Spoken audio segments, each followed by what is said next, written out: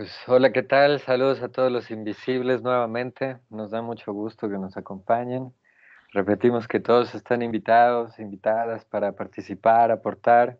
Queremos llegar en estos capítulos a estadística algebraica, pero se trata pues de construir conocimiento, preguntarnos, se trata por ahí de recorrer un camino juntos, ¿no? Continuamos, la vez pasada vimos el primer capítulo del texto de Esteban Yuisasev, quien nos está acompañando en la dirección de estos temas. Y pues ahora vamos con el capítulo 2 que nos va a compartir un poco sobre la teoría de conjuntos. Bueno, un bastante sobre la teoría de conjuntos. Adelante, mi Esteban, muchísimas gracias. Ok, pues vamos a comenzar con un poquito de los axiomas, empezando por el que llame axioma cero, que es el axioma de comprensión. Vamos a nosotros trabajar un esquema muy similar a la teoría de conjuntos de von Neumann, Bernays, Gödel, que considera clases y conjuntos, ¿no? Los conjuntos se van a entender como las cosas que son coleccionables, que son posibles, que es posible coleccionar, y las clases van a ser las colecciones per se, ¿no? El nombre de conjunto y clase se debe más que nada a razones históricas y es bastante difícil pelear ya contra esas convenciones establecidas, ¿no? Pero bueno, a final de cuentas son las propiedades de lo que se puede coleccionar contra las de las colecciones, ¿no? Entonces, el axioma de comprensión va a ser un axioma que va a afectar solamente a las clases en particular porque es un axioma para formar clases. Este axioma lo que dice es, si tienes una fórmula P con una sola variable libre, entonces, el poner esta variable libre entre estas llaves, dos puntos y después la fórmula P, va a denotar una clase. Y la siguiente proposición se va a declarar como verdadera. La proposición dice, para todo conjunto A, si A es elemento de la clase X dos puntos P, esto es equivalente a ver que la fórmula P se satisface al sustituir X por A. En otras palabras, lo que estamos diciendo aquí es que cada fórmula lógica con una sola variable libre se convierte en un criterio de clasificación, en una colección. Entonces, por eso la importancia de lo que había dicho yo de pues, pensar como entes diferentes a las fórmulas con una sola variable libre. Nuevamente, si le llamamos el principio de matemática de Russell, él directamente define que una colección es una fórmula lógica con una sola variable libre. No es sorpresa que pues esto sea justamente la idea del axioma de comprensión, ¿no? Porque cada fórmula lógica con una variable libre se convierte en un criterio de clasificación, ¿sí? Pasamos al siguiente axioma, el cual es muy importante, que dice dos clases A y B van a ser iguales si, solo si, para todo conjunto X es equivalente que X pertenezca a que X pertenezca a B. En otras palabras, las clases A y B son iguales si, solo si tienen los mismos elementos, ¿sí? Ok. Y aquí hay una pequeña visualización gráfica de eso. Podemos tener A y B, pensando que cada uno de estos trebolitos de aquí es exactamente el mismo, pues el repetirlo no afecta porque fíjense, y tampoco importa tanto el orden en el que aparezcan las cosas. A y B tienen exactamente los mismos elementos, ¿no? El trébol es elemento de A, el trébol es elemento de B, el símbolo de las picas o espadas que algunos les llaman, es el símbolo de A y también de B, igual está Z, el diamante y el triángulo, ¿no? Tienen Ok. exactamente los mismos elementos, ¿no? Y no importa cuántas veces los repita ni cómo los ordene, ¿verdad? Ahora, Perfecto. también así como nos dice el axioma cuando dos colecciones son iguales, nos va a decir cuando dos son diferentes. Pues fíjense que lo que estoy diciendo es que basta para que sean diferentes A y B que se cumpla que hay una X que cumple que X no pertenece a y X pertenece a B, o que X pertenece a B y X no pertenece a, ¿no? Esto lo deduzco simplemente viendo las tablitas de verdad del sí solo sí. El sí solo sí es falso cuando este es verdadero y este es falso, o cuando este es falso, perdón, cuando este es verdadero y este es falso, ¿no? Entonces, pues este es un caso de dos colecciones diferentes, porque si se dan cuenta aquí aparece el simbolito de tréboles, los tréboles pertenecen a B, pero el trébol no pertenece a, ¿verdad? Ujú, Entonces, ahí está bastante claro, a mi parecer, el concepto, ¿no? ujú. Eh, Aquí tengo que destacar que todos los ejercicios son altamente importantes y es muy recomendable hacerlos todos. Por ejemplo, este es muy importante. Si A es una clase, demostrar que A es igual a A. Si A Ujú. y B son clases, demostrar que si A es igual a B, entonces B es igual a A. y si A y B y C son clases y se cumple que A es igual a B y B es igual a C, entonces A es igual a C. Estas tres propiedades son importantísimas, ¿sí? Perfecto. Entonces, pues se les queda ahí a ustedes de tarea demostrarlas, pero pues háganlo. Es importante demostrar. Estaba en una consulta. Claro. ¿Hay alguna razón sobre metalenguaje o algo de por qué se llamen así el axioma 0 y 1? Extensionalidad y no tampoco equivalencia o igualdad. O si extensionalidad quería decir algo, traía implícito algo, y Sí, comprensión. sí tenían su razón. Hay que irse para atrás a la teoría de conjuntos como la empezó a definir Cantor. Cantor lo hizo sin tanto formalismo lógico, eso pues tardó varios años. Y cuando Cantor lo hizo, pues él decía, pues mira, tengo yo dos formas de describir algunos conjuntos, ¿no? Por ejemplo, puedo hablar de, qué sé yo, los X es tales que existe un número natural que cumple que X es igual a 2n, pues que te denota pues a la colección de los números pares, ¿no? Y pues te das cuenta que esta colección, pues no vas a poder nunca de acabar de escribirla, ¿no? 0, 2, 4, 6, son una infinidad, no los puedes acabar de escribir. Ajá. Entonces, esto pues es una expresión incorrecta porque de la sucesión pues no vas a saber cuál es el criterio. Esta sí es una expresión correcta, ¿no? Esto cuando tienes este tipo de expresiones se llama que estás describiendo un conjunto por comprensión o de forma analítica vía esta fórmula, ¿sí? Ya, ok. ¿Ves? Ahí está el concepto de fórmula lógica con una sola variable libre. Entonces esto se le llamaba describir un conjunto por comprensión. En ese entonces, Cantor pensaba que pues todas las fórmulas lógicas daban lugar a colecciones, cosa que después desmontó Russell vía la paradoja de Russell, ¿verdad? Pues vamos a hablar un poquito de eso tal vez. Y por otro lado, pues tenías este otro tipo de formas de escribir las colecciones. 1, 2, 3, 4, 8, ¿no? Por ejemplo. Y pues ya, esto es un conjunto. Y se decía que este conjunto estaba descrito por extensionalidad.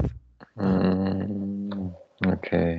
¿Sí? Yeah. Aunque fíjate que este conjunto también lo puedo pasar a una forma dada por comprensión. Los X es tales que, qué sé yo, mira, te voy a hacer una trampa Mayores famosa que que no sé si te 0. sabes. Ok, me encanta. Las raíces. Sí, Muy bien, exacto. pues sí. O sea, si quieres así como una descripción algebraica, ya desarrollas todo el polinomio para a tus amigos y ya, ¿no? Ahí está. Lo pude describir de forma analítica, ¿no? A través de una fórmula con una sola variable libre, ¿no? Si se pueden. No es el caso de números, ¿no? Estos números. Pero esto se decía que es una descripción por extensionalidad, porque estás describiendo de forma extendida todos los elementos del conjunto. ¿Ah? Entonces se llamaba axioma de extensionalidad porque la idea era que este conjunto pues es exactamente lo mismo que esto. Sí. Bueno, incluso pues como te dije, si repito más veces alguno no importa, ¿no? No importa si les cambio el orden o repito algunos, ¿no? Este y este son lo mismo. ¿Por qué? Porque cada cosa que veo aquí la veo acá y cada cosa que veo acá la veo acá, ¿no? Entonces solo que algo es elemento de esto, sí, solo si es elemento de esto. Ajá. Pero pues le surgió la idea a Cantor de escribir por extensionalidad de estas dos cosas, ¿no? Ya después se dio cuenta de que pues con que las fórmulas lógicas sean válidas al mismo tiempo, pues ya, con eso basta, ¿no? Ok, va, muchas gracias. Pero de ahí viene el origen de esos nombres. Muy bien, gracias. Creo que ahí lo anoté también, ¿eh? Ok. Sí puse ahí el porqué de los nombres. Aquí está. Sí. Luego tenemos este otro axioma, el de existencia o de vacío, lo cual creo que aquí sí es bastante claro porque el nombre, que dice existe un conjunto B que cumple que para todo X, X no pertenece a B. Es decir, hay una cosa que puedo coleccionar que no tiene que no colecciona nada, bueno, que colecciona nada más bien, ¿no? O sea, que no tiene elementos. Existe un conjunto que no tiene elementos, ¿no? Y ya, pues esto es la representación del vacío. Pasamos a un primer teorema importante, que es, a partir de saber que hay un conjunto que no tiene elementos, resulta ser que hay un único conjunto que no tiene elementos. Ajá. Y entonces, pues, ¿qué hay que hacer para demostrar que existe un único B que cumple que para todo X no pertenece a B? Pues, siguiendo la convención que les mencioné respecto a que existe un único conjunto que cumple una proposición, pues es que existe un conjunto que cumple la proposición y cualesquiera dos conjuntos, y ambos cumplen la proposición, entonces son iguales, ¿no? Entonces, ya tengo la primera parte de la existencia dada por el axioma, solo tengo que demostrar la segunda, ¿no? Tomo dos conjuntos A y B, tales que para todo X no pertenece a A y para todo X no pertenece a B. Hay que demostrar por extensionalidad que A es igual a B. Es decir, que para todo X pertenece a A si solo si X pertenece a B. Si X es un conjunto, pues dado que para todo X no pertenece a A y para todo X no pertenece a B, vas a tener que X no pertenece a y X no pertenece a B son proposiciones verdaderas. En consecuencia, X pertenece a y X pertenece a B son ambas proposiciones falsas. Pero si X pertenece a y X pertenece a B son falsos, X pertenece a si solo si X pertenece a B es verdadero, ¿no?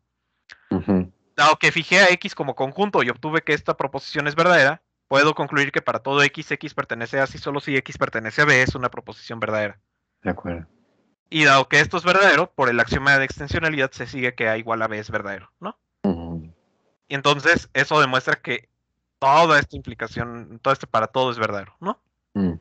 Y si este para todo es verdadero, existe un único B que cumple que para todo X no pertenece a B es verdadero. Va. Sí, espero haya quedado claro, ¿no? Me lo pasé muy rápido, pero pues es bastante elemental ya a cierto nivel. Es decir, vamos a agregarle notación. Cuando se dice que algo es único, pues adquirimos el poder de darle notación y entonces vamos a denotar, ya esto va a ser una constante para siempre, que para todo X no pertenece a este símbolo, denota el símbolo al único conjunto que hace verdadera esta fórmula, ¿no? Ok. Aquí hay un par de ejercicios muy interesantes, demostrar que el vacío es lo mismo que la clase de los X tales que X no es igual a X. Ajá. Ok. Eso es muy importante.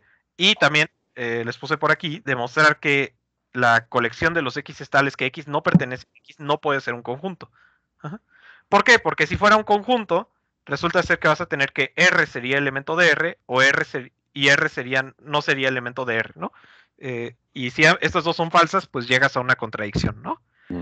El problema está en pensar que es un conjunto y por lo tanto pues le aplican las reglas de los conjuntos. Entonces no es un conjunto, ¿sí? Va. Ya, eso es la paradoja de Russell, ¿no? Lo que tiró, lo que les comenté hace ratito respecto a Cantor. Ahora, para hacer más conjuntos, ahorita hasta ahora solo tenemos el conjunto vacío, no tenemos más conjuntos. Entonces, pues, hay que construir acciones que nos permitan construir más conjuntos, ¿no?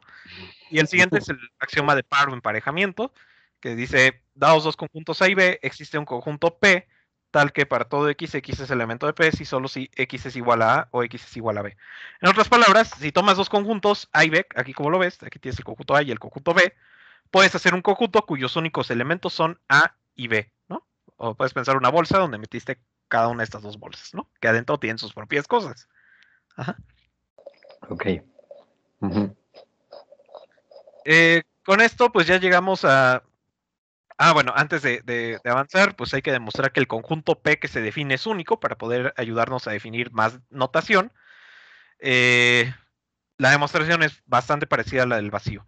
Tomas A y B conjuntos por el axioma de par, ya sabes que existe P, que para todo X pertenece a P si solo si X es igual a A o X es igual a B.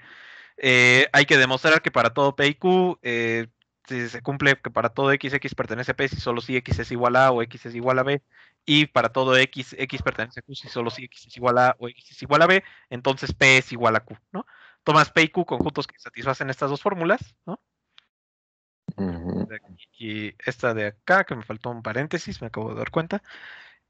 Tomas X un conjunto, entonces X pertenece a P si solo si X es igual a A o X es igual a B, y X es igual a A o X es igual a B si solo si X pertenece a Q.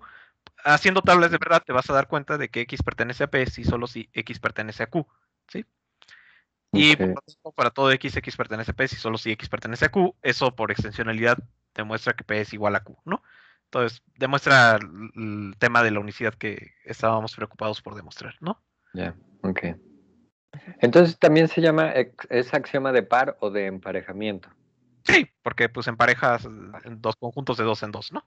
Oye, entonces para la de Russell solo me basta los axiomas 0, 1 y 2, que básicamente los 0 y De 1 hecho, fue solo que el es 0 y clase. el 1. Con el puro 0 y 1, ya llegaste a... De hecho, creo que con el 0 mismo, nada más. Bueno, es que en realidad, pues, esto te dice que esto no puede ser un conjunto y ya. O sea, surge literalmente nada más de la combinación de los símbolos y la interpretación. No necesitas más. O Ah, ok, ok. sea, lo que sí necesitas es el axioma 0. Pero creo que el 1 ni siquiera es del todo necesario. El axioma 0. Ujú. Va.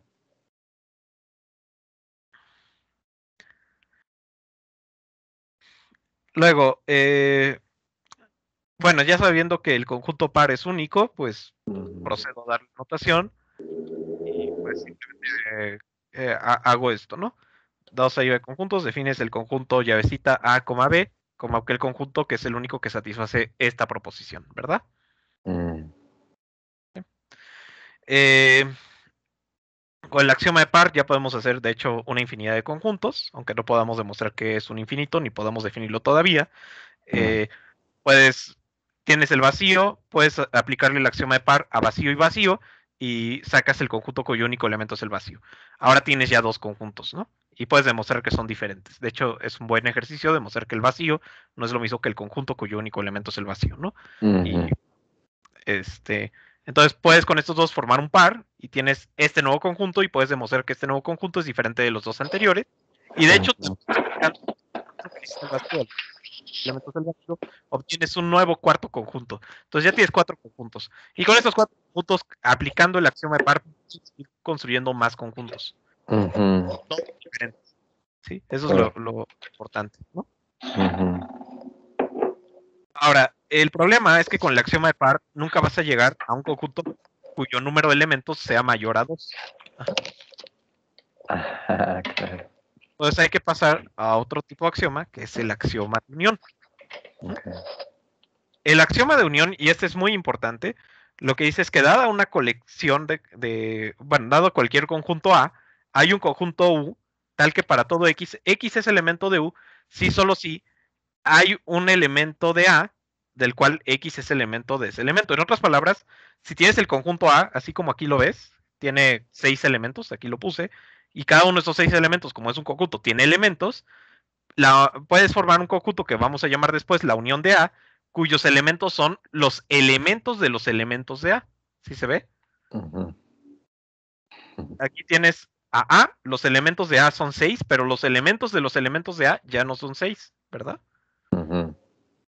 Ujú. Resulta ser que se cumple lo mismo, el conjunto que dice el axioma que existe es único, le procedes a dar notación y pasas con eso a la definición de la unión de dos conjuntos. A unión B va a ser la unión del conjunto par formado por A y B.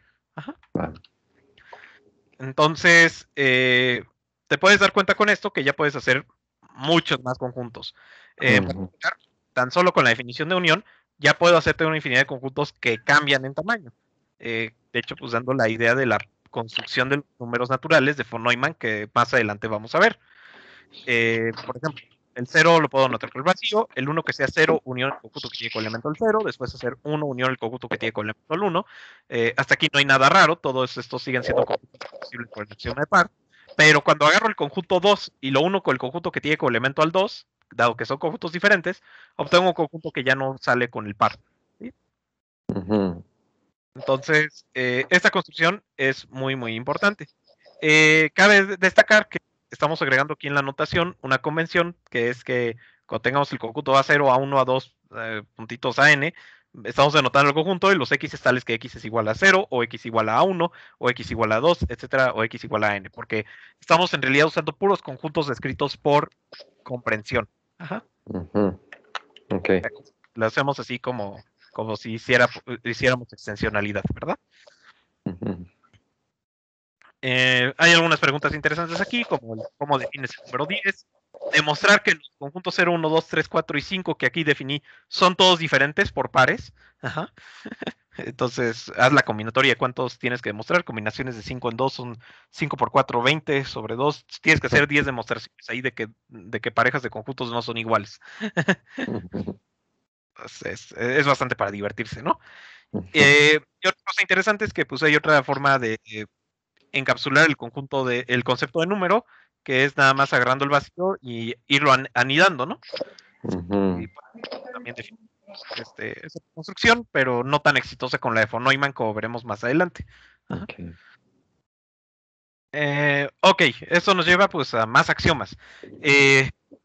Con el axioma de unión pueden hacer ya bastantes cosas, pero fíjense que estamos definiendo cada vez conjuntos más grandes, pero no estamos haciendo conjuntos más pequeños o más específicos. Para eso vamos a requerir este axioma que se llama axioma de separación, que nos va a permitir seleccionar partes de los conjuntos. Si A es un conjunto y P es una fórmula con una única variable libre, vamos a definir el conjunto de los X en A que cumplen la fórmula P como, bueno, pues se va a declarar como un conjunto y va a ser el único que va a ser verdadera la siguiente proposición. Para todo A es elemento de esta colección, si solo si A es elemento de A mayúscula y P se satisface sustituir X por A. ¿Sí? Pues ya se sabe en misma historia de siempre que esta cosa es única. De hecho, creo que me faltó a mí ponerles ese teorema. Me faltó por ahí ponérselos. Me faltó ese teorema. Hay una definición importante que es pues que ya tenemos con esto la noción de cuando un conjunto es parte de otro, ¿no? De hecho, la clase A está contenida en la clase B si solo si para todo X pertenece a A, implica que X pertenece a B, ¿no? Y aquí hay una muy buena lista de propiedades que cumple la contención, que son bastante importantes. Por ejemplo, toda clase está contenida en sí misma. Si A y B son clases, A es igual a B si solo si A está contenido en B y B está contenido en A. Si A, B y C son clases, entonces A contenido en B y B contenido en C implica que A está contenido en C. Si A es una clase, entonces el vacío está contenido en A, es decir, el vacío está contenido en todas las clases, eso es muy importante. Si A es una clase y P es la fórmula, P es una fórmula con una única variable libre, entonces los X tales que X está en A y cumple en P, está contenido en A. Esta clase está contenida en la clase A. Si A es un conjunto, P es una fórmula y X es la única variable libre en P, entonces la clase de los X en A que cumple P es igual a los X tales que X está en A y se cumple P. Dados los conjuntos A y B, B pertenece a, implica que B está contenido en la unión de A. Este es un buen ejercicio porque puede que no estén tan familiarizados con las propiedades de la unión. Para todo A y B, si A está contenido en la unión B y B está contenido en A, para todo A y B, A está contenido en la unión B y B está contenido en la unión B. Para todo A y B se cumple que si para todo X en A, X está contenido en B, entonces la unión de A está contenida en B. Esto también es muy importante si no están familiarizados con la unión. Para todo A y B, la unión de A y unión de B es igual a la unión de A unión B. Aquí hay muchas cosas interesantes. Ok, bueno, todos estos ejercicios pues se los dejo de tarea. Es importante hacerlos porque todas estas propiedades de unión se van a usar más adelante. Ajá. Está excelente. Ahí me surgió como pregunta. Entonces, realmente, subconjunto, pues surge como la primera relación entre estos objetos, entre conjuntos. Bueno, la igualdad. La igualdad. Pero me quedaba pensando que la pertenencia la definimos en el lenguaje de la lógica. Sí. Aunque Sí, es una noción intuitiva. Ajá. es una noción intuitiva. No se necesita construirla dentro de la teoría de conjuntos. Sí, O sea, no. ¿no se consideraría como un axioma mismo también?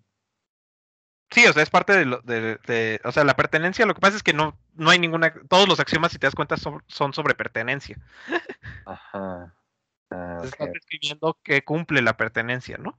Para limitar las fórmulas que son verdaderas, ¿no? Bueno, o expandirlas más bien, porque pues, casi ninguna es verdadera, porque no sabes ni si es verdadera o falsa, no tienes elementos para demostrar.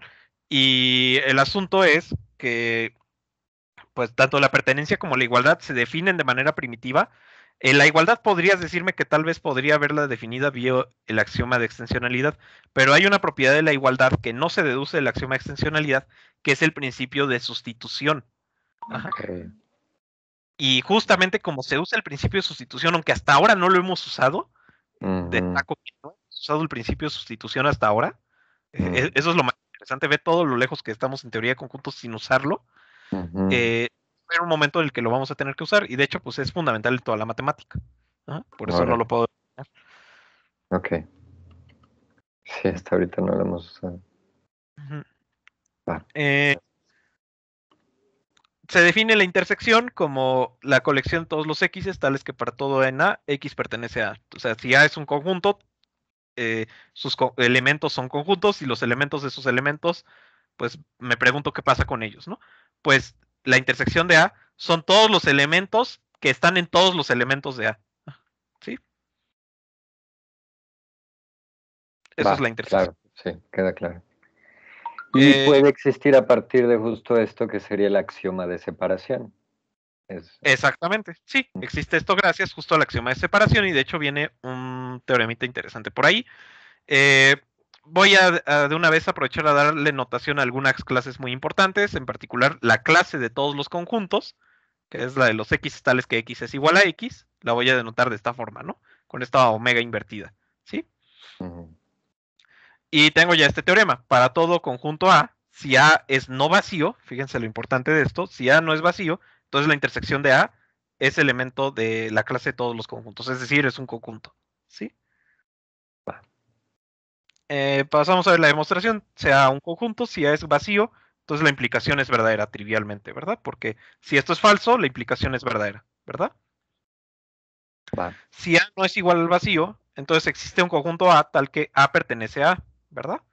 Sea A un conjunto tal que A pertenece a A. Por el axioma de separación, puedes definir el conjunto S tal que está formado por los X en A que cumplen que para todo Y en A, X es elemento de y esto es un conjunto, ¿sí? Va. Ahora, algo importante a notar es que S está contenido en la intersección de A. ¿Por qué? Porque si X está en S, entonces X pertenece a y cumple que para todo Y en A, X pertenece a Y, pero si cumple esta conjunción, entonces en particular cumple para todo Y en A, X pertenece a y si para todo Y en A, X pertenece a Y es verdadero, entonces X pertenece a la intersección de A, ¿no? Ahora, por otro lado, la intersección de A está contenida en S. ¿Por qué? Porque si X está en la intersección de A, entonces para todo Y en A, X pertenece a y además tenemos que A es no vacío, sabemos que A pertenece a A. Como A es un elemento de A, fíjate que voy a aplicar aquí modus ponens, entonces tengo que, si X pertenece a la intersección de A, en particular X pertenece a A, ¿sí? Pero acuérdate que también X cumple que para todo Y en A, X pertenece a Y. Entonces es verdadero que X pertenece a y para todo Y en A, X pertenece a Y. Pero esto es justamente lo que requieres para pertenecer a S, ¿verdad? Acuerdo. Como tengo las dos contenciones, concluyo que la intersección de A es igual a S, y dado que S es un conjunto, la intersección de A es un conjunto. ¿Sí te diste cuenta que aquí usé de manera disfrazada el principio de sustitución? No. ¿En dónde sería? Intersección de A es igual a S. Mm, S es un conjunto. ok. Concluyo que intersección de A es un conjunto. Ok. Ok. ¿Sí? Va. Ya viste que sí es muy importante el principio de sustitución, Ujú, ¿no? Por eso la ujú, igualdad también tiene que estar de manera fundamental. No la puedo definir con la pertenencia. ok. Va. Ujú. Luego, aquí hay bastantes demostraciones interesantes. Por ejemplo, demostrar que la clase de todos los conjuntos no es un conjunto.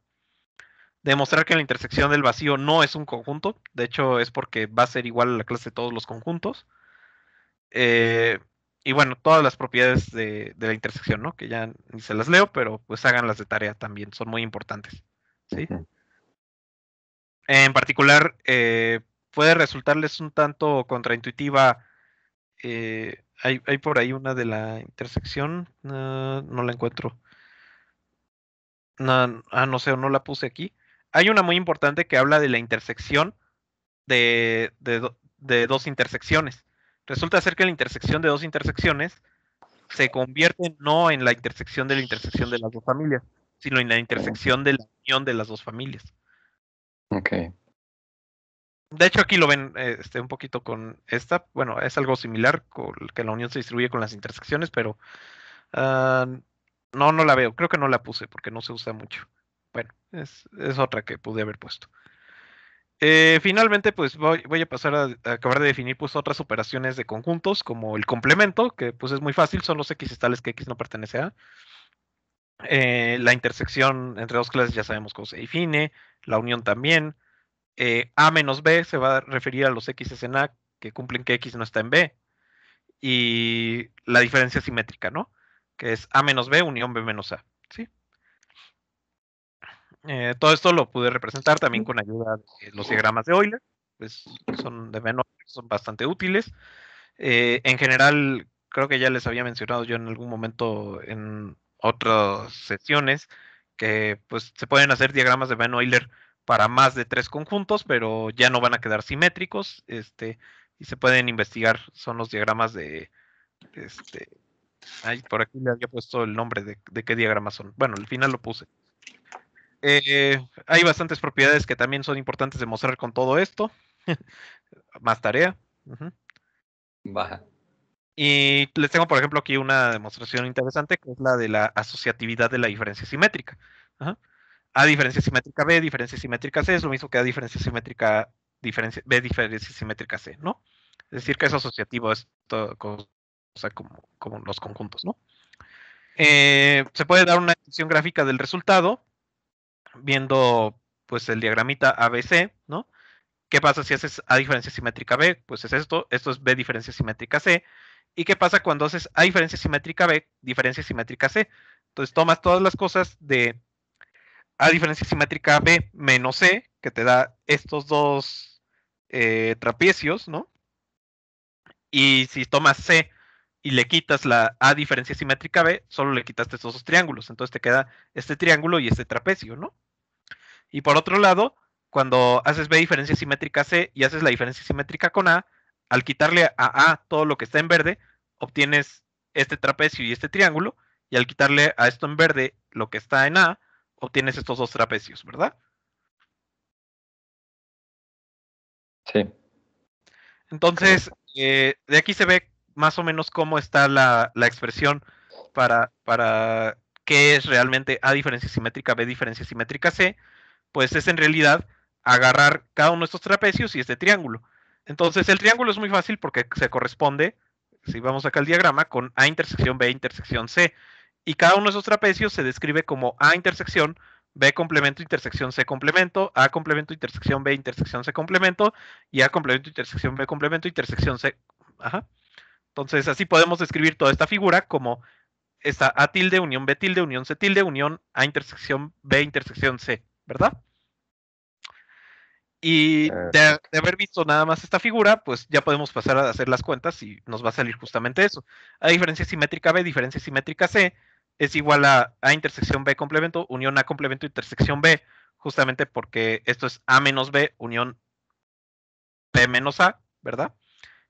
Diferencia simétrica C, desarrollo nuevamente la diferencia simétrica en términos de eso, y me va a quedar A intersección B complemento, unión A complemento, intersección B, intersección C complemento, y lo mismo, pero con intersección C, pero complementando esto, ¿no?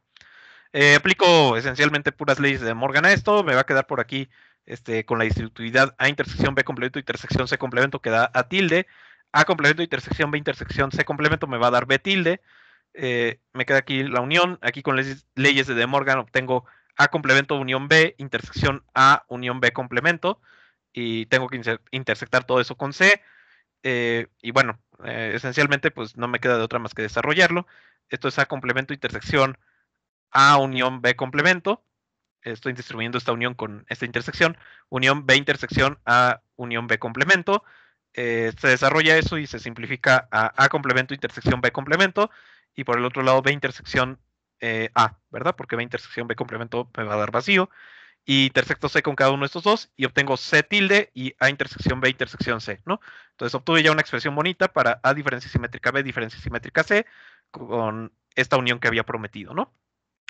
Se puede aplicar exactamente el mismo razonamiento y algunas de las propiedades para darse cuenta de que B diferencia simétrica C, diferencia simétrica A, fíjate que tiene exactamente la misma forma que esto, Nada más que cambié el orden de B, C y A, me va a dar B tilde, C tilde, A tilde y B intersección C intersección A. Pero, dado que la diferencia es simétrica, no importa el orden en el que la escriba, puedo darme cuenta de que esto es lo mismo que A diferencia simétrica B, diferencia simétrica C, ¿no? Y pues, dado que este conjunto, la unión sí conmuta y permite asociar, puedo hacer todo eso y me doy cuenta de que estos dos conjuntos son iguales a esto, ¿no? Y por eso son iguales. De acuerdo. Pues bueno, esta fue una demostración muy larga, pero pues muestra que, pues en casos como este, que es prácticamente el único en donde hay una demostración útil donde de verdad te sirven los diagramas de Venn, pues son útiles los diagramas de Venn, ¿no? Ujú. Sí, hay que buscar los diagramas de Venn-Edwards o los diagramas de Branco-Grunbaum, porque ahí encuentras las alternativas para más conjuntos, pero en realidad no surgen tanto esos casos en la práctica de la teoría de conjuntos o la matemática en general, aunque sí son útiles para otras cosas, ¿no? Okay. Entonces, con eso acabamos toda la parte básica de conjuntos. No sé cómo andan, si avanzamos con relaciones o aquí le dejamos. Pues podemos avanzar un poquito más. Ándale, avanzamos más. Va. Entonces, vamos a pasar a lo siguiente, que pues es ahora, pues ya después de haber trabajado con cómo definir colecciones a partir de colecciones, pues ya hay que ir hacia conceptos un poquito más poderosos, como el poder definir relaciones, cosas que generalicen, pues, relaciones, ¿no? O sea, decir cuándo cosas de una colección están relacionadas con cosas de otra colección, ¿no? Ok. Para esto va a ser importante definir el concepto de pareja ordenada, que pues se va a construir así directamente a través del axioma de par. La pareja ordenada A, B va a ser el conjunto cuyos elementos son el conjunto que tiene coelemento A y el conjunto cuyos elementos son A y B. Lo importante de esta construcción suelen ser las propiedades. Dos parejas ordenadas A, B y C, D van a ser iguales si y solo si A es igual a C y B es igual a D. Se va a cumplir en general que la pareja ordenada A, B no es igual a la pareja ordenada B, A, y también que en general, tomando A, B y C, la pareja ordenada A, B, C no es lo mismo que la pareja ordenada que tiene en la primera entrada A, B y en la segunda entrada C. Ajá. Todas Ujú. estas son propiedades muy importantes de las parejas ordenadas. Ya teniendo el concepto de pareja ordenada, se va a poder proceder a definir el producto cartesiano de dos clases. Teniendo dos colecciones A y B, A cruz B se define como todos aquellos X tales que existe una en A y un B en B, tal que X es igual a la pareja ordenada A, B. Es decir, A cruz B es la colección de todas las parejas ordenadas posibles entre A y B, donde la primera entrada pertenece a A y la segunda entrada pertenece a B, ¿verdad? Ujú. Gráficamente se suelen dibujar de esta forma, de este tipo de forma, con este tipo de arreglo cuadrado, ¿sí? Eh, Tengo aquí algunos ejemplos de productos cartesianos, donde se puede predecir, por ejemplo, que el producto cartesiano no es asociativo, ¿no? Este conjunto no es igual a este conjunto, ¿sí? Tampoco es conmutativo, claramente este conjunto no es igual a este conjunto, etcétera, ¿no? Ujú. Eh, Ahora, en general, pues no hay nada que garantice que el producto cartesiano de dos conjuntos es un conjunto, lo cual va a ser muy importante. Entonces se necesita un axioma más poderoso que va a resultar ser el axioma de potencia, que va a Ujú. decir, dado cualquier conjunto A, hay un conjunto P, tal que para todo X pertenece a P si solo si X está contenido en A. En otras palabras, puedes coleccionar la colección de todos los subconjuntos de un conjunto, ¿sí? Ujú. Y bueno, aquí está un ejemplo de cómo se ve la potencia de un conjunto, tan solo de tres elementos. Eh, Resulta ser que es único, ya se sabe en ese cuento. Le damos notación con esta PDA. Y bueno, va a tener sus propiedades importantes, ¿no? PDA coincide con los X tales que X está contenido en A. El, el producto cartesiano con el vacío siempre te va a dar vacío. Eh, el dar dos conjuntos siempre va a tener su producto cartesiano formando un conjunto. Esto se deduce del axioma de potencia. La potencia del vacío no es el conjunto vacío, la potencia del 1 es el 2, pero el 3 no es igual a la potencia del 2. Ajá. Ujú. Para todo conjunto A se cumple que el vacío está en su potencia y para todo A se cumple que A está en la potencia de A. Eh, Tenemos aquí muchas propiedades interesantes, ¿no? Si tienes un subconjunto de la potencia de A, la unión de F va a ser un subconjunto de A. Si te das cuenta, A cruz B puedes verlo como la unión de todas las parejas ordenadas de los productos cartesianos de cada elemento de A por B, o la unión de todos los productos cartesianos de A por cada elemento de B, ¿no?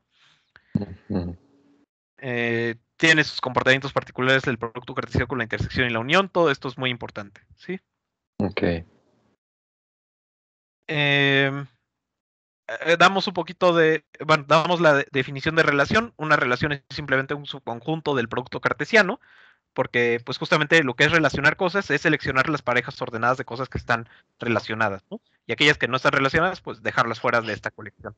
Entonces, por eso una relación es un subconjunto del producto cartesiano de dos conjuntos, o de dos clases en realidad, y se dirá que dos cosas están R relacionadas cuando la pareja ordenada sea elemento de R, ¿no? Y le daremos notación a esto poniendo nada más ARB en vez de escribir A, B pertenece a R, ¿sí?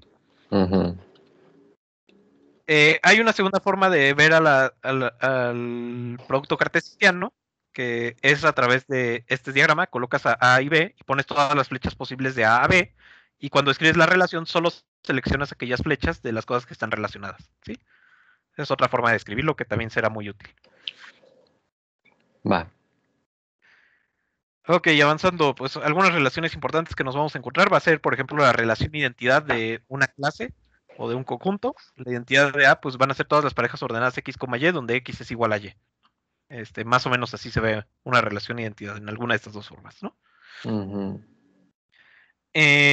Dada una relación, se puede definir una relación inversa, que pues consiste en tomar todas las mismas entradas, pero al revés. La voy a denotar yo con como gorrito, como esta cosita. Ajá. Le voy a poner el sombrerito a la relación para denotar a la relación inversa, ¿va? Por aquí hay un ejemplo de, pues, tienes aquí una relación, así se ve su inversa, o lo ves así una relación y así se ve su inversa, ¿no? Finalmente, hay una última construcción importante entre relaciones, que va a ser la composición de relaciones. Aquí tengo un ejemplo de una relación R que relaciona características de los animales con una lista de animales, y aquí una relación S que relaciona una lista de animales con un tipo de animal, ¿no? Y resulta ser que entonces, si puedo relacionar los elementos del conjunto A con el conjunto B y los elementos del conjunto B con el conjunto C, debo poder relacionar de manera natural los elementos de A con los elementos de C, ¿no? La forma de hacerlo es que cada que haya una flecha que puedo extender desde A y llegue hasta C, eso me define una flecha de A a C, ¿no? Tal como se ve aquí. La regla formal es que la composición de R con S son todas las parejas ordenadas de la forma X, Z, tal que existe un conjunto Y, tal que X está relacionado con Y está S relacionado con Z, ¿sí? Esa es la definición de composición de relaciones. Ok. Hay por ahí bastantes ejercicios de relaciones y la composición y sus propiedades, que es importante también hacer. Y eso ya nos permite llegar a pues, conceptos más avanzados, como el de relación de equivalencia, ¿no? Es un tipo muy particular de relaciones, en donde pues una relación de equivalencia pues no es más que una relación que cumple tres propiedades. Para todo X en A, X está relacionado con X. Para todo X y Y, X relacionado con Y implica que Y está relacionado con X. Para todo X, Y y Z en A, si X está relacionado con Y está relacionado con Z, entonces X está relacionado con Z. Esto son exactamente las mismas propiedades que cumple la igualdad. Entonces, pues una relación de equivalencia que define un tipo de igualdad, o justamente como lo dice su nombre, una equivalencia, ¿no? Dentro de un mismo conjunto A. Hay un concepto también muy interesante que resulta estar conectado al de relación de equivalencia, que es la partición de un conjunto. En clasificar los elementos de un conjunto en diferentes pedazos. Una partición no es más que seleccionar una familia de subconjuntos de A que cumple tres propiedades. Ningún elemento de esa familia está vacío. Dados dos elementos de esa familia, si son diferentes, entonces no tienen elementos en común. Y A se escribe como la unión de todas estas, cada una de estas partes, ¿no? Aquí tengo pues algún ejemplo bastante fácil de leer, clasificando algunos animales. Resulta ser que toda relación de equivalencia va a dar lugar a una partición a través de este concepto que va a ser el de la clase de equivalencia. La clase de equivalencia de un elemento de A se va a definir como todos los elementos de A que están relacionados bajo una relación de equivalencia R con X, ¿no? Y se va a definir el conjunto cociente A sobre R como la colección de todas las clases de equivalencia de cada uno de los elementos de A, ¿no? Ujú, Hay un lema muy importante que es que en una relación de equivalencia, tomando dos elementos X y en A, X está relacionado con Y si solo si sus clases de equivalencia son iguales, ¿no? Me voy a pasar la demostración porque pues es bastante elemental, son muchos casitos. ujú, Eh, Llegamos después a otra demostración importante que es la de que el conjunto A sobre R es una partición de A, o sea, el conjunto cociente siempre forma una partición, eso también es importante. Y bueno, así como toda relación de equivalencia define una partición, va a resultar que toda partición define una relación de equivalencia y también es un teorema propiamente eso, ¿no? También tiene su ujú. demostración, dato extendida, pero pues es en realidad bastante elemental. Y Aquí lo también, podríamos, ujú. claro, ¿quieres verla o algo así? Creo que más bien lo podríamos dejar, por ejemplo, hasta ahí y retomar ya la siguiente sesión, como hasta el siguiente tema que sería funciones, ¿no? Sí, ya funciones está como más pesado, ¿no? Ujú. Sí, ya en funciones empiezan a aparecer algunos conceptos más interesantes y pues sí, lo dejamos por ahora hasta aquí y avanzamos con funciones. ¿Y qué más era? Pues bueno, eh, si tienen dudas de todo lo que se vio, pues nos regresamos a ver esas dudas. Estaría bien profundizar en funciones, en esto de las propiedades universales, porque Ajá. es un tema recurrente, bastante importante, aunque no Mm, nos vamos a meter a la parte categórica. Y después, pues ya profundizar a la parte de los órdenes, ¿no? ok, Entonces, bien, aquí lo dejaríamos hoy. perfecto. Muchísimas gracias, Esteban. Muchísimas gracias, Luis.